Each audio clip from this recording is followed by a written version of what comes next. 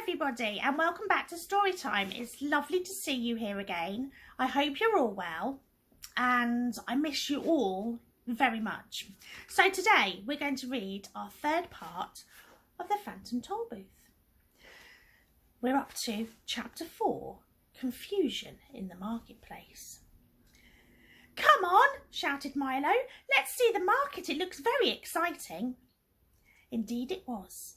For as they approached, Milo could see crowds of people pushing and shouting their way among the stalls, buying and selling, trading and bargaining.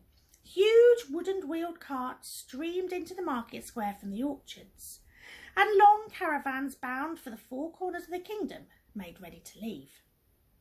Sacks and boxes were piled high, waiting to be delivered to the ships that sailed on the Sea of Knowledge, and off to one side a group of minstrels sang songs to the delight of those either too young or too old to engage in the trade. But above all the noise and tumult of the crowds, you could hear the merchants' loud voices advertising their products. "Get your fresh picked ifs, ands and buts. Ay, nice ripe wheres and whens. Juicy tempting words for sale." Here's the marketplace.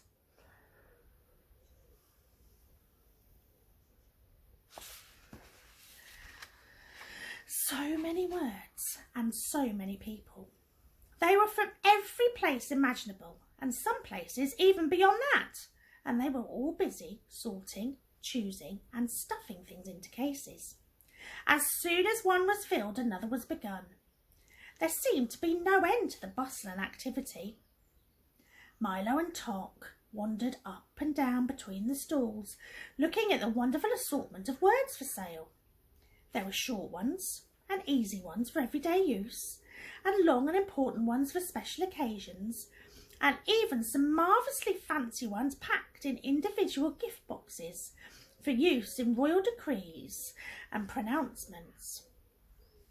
Step right up, fancy best quality words right here," announced a man in a booming voice. "Step right up.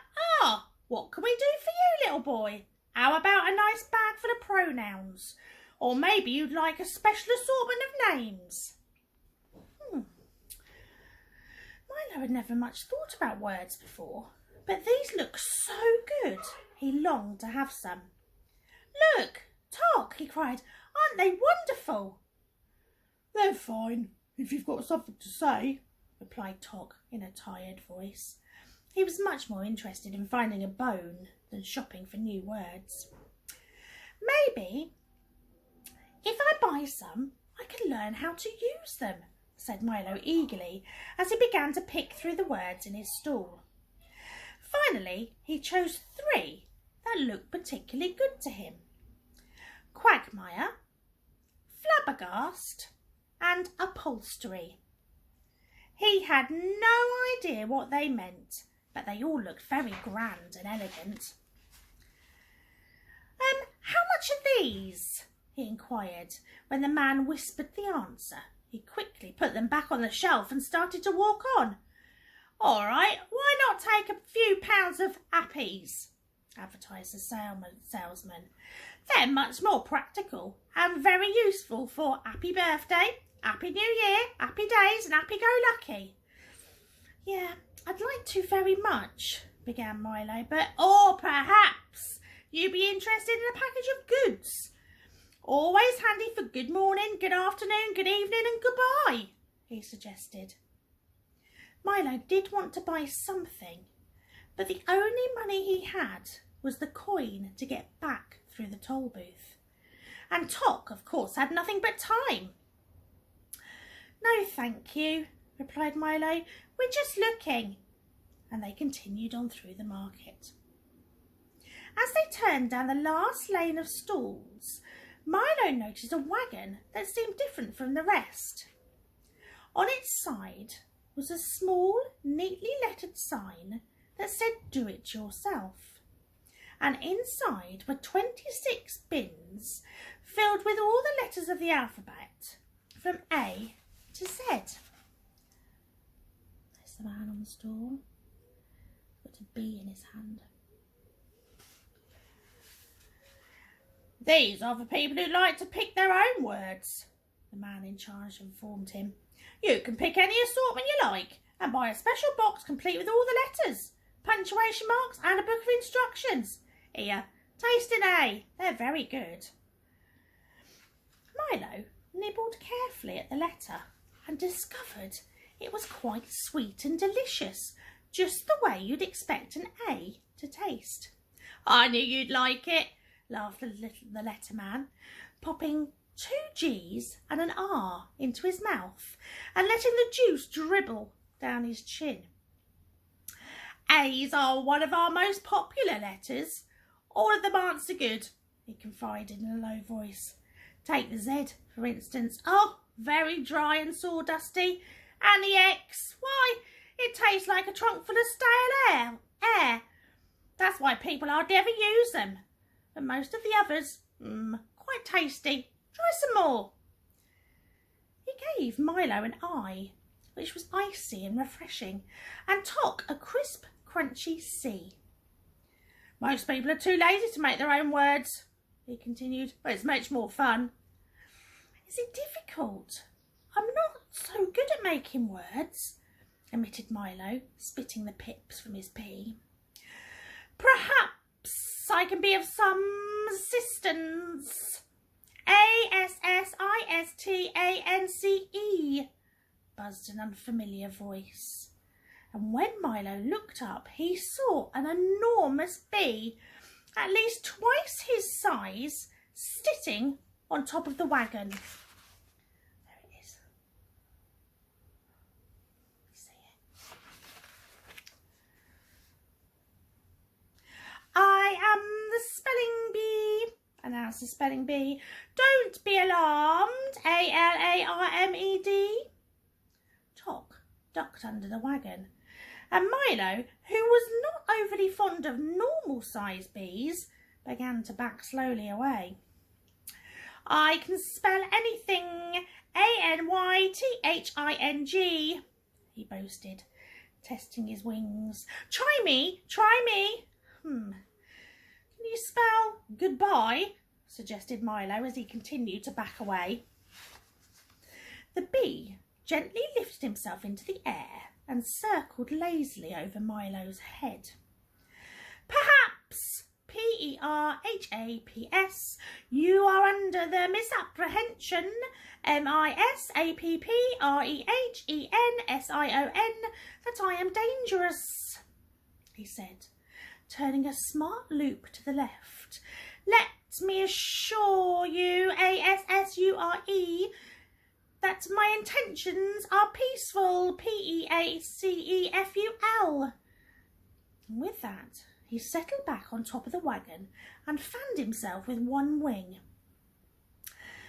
Now, he panted, think of the most difficult word you can spell, and I will spell it. Hurry up, hurry up. And he jumped up and down impatiently. Oh, he looks friendly enough, thought Milo, not sure just how friendly a friendly bumblebee should be. He tried to think of a very difficult word.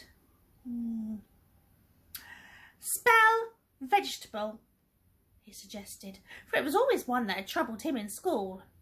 That's a difficult one, said the bee, winking at the letterman. Let me see now. He frowned, wiped his brow and paced slowly back and forth on top of the wagon. How much time do I have? Just 10 seconds, cried Milo excitedly. Count them off, Tock. Oh dear, oh dear, oh dear, oh dear, the bee repeated, continuing to pace nervously.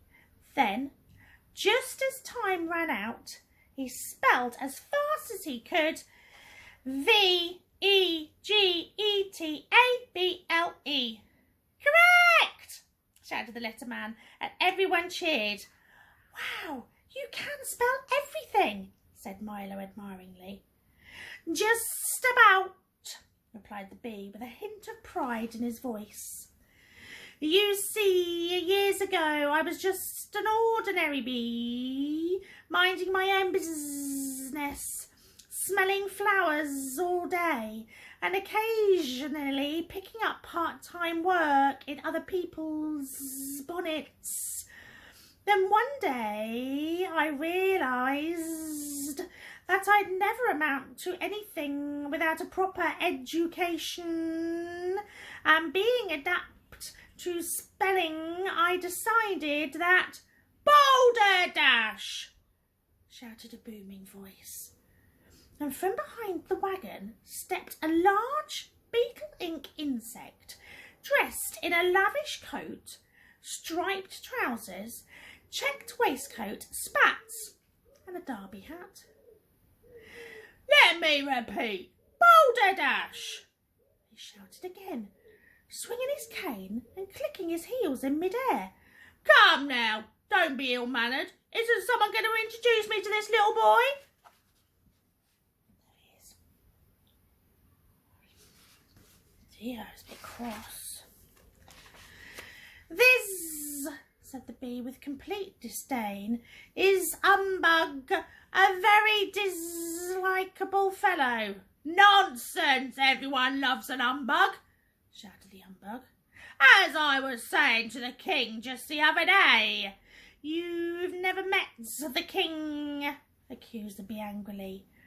And turning to Milo, he said, "Don't believe a thing this old fraud says." "Bosh!" replied Humbug. "We're an old and noble family, honourable to the core, insectus humbugium, if I may use the Latin. Why, we fought in the Crusades with Richard the Lionheart, crossed the Atlantic with Columbus, blazed trails with the pioneers, and today many members of my family hold prominent government positions throughout the world. History is full of humbugs." "Very pretty speech, speech," sneered the bee. "Now, why don't you go away? I was just going to tell the lad about the importance of spelling." "No," said the bug, putting his arm round Milo.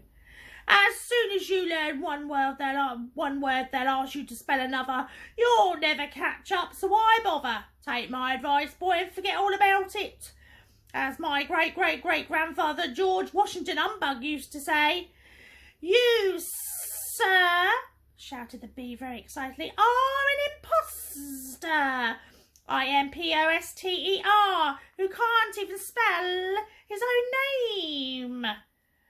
"A slavish concern for the composition of words is a sign of a bankrupt intellect," roared the humbug, waving his cane furiously. There he is.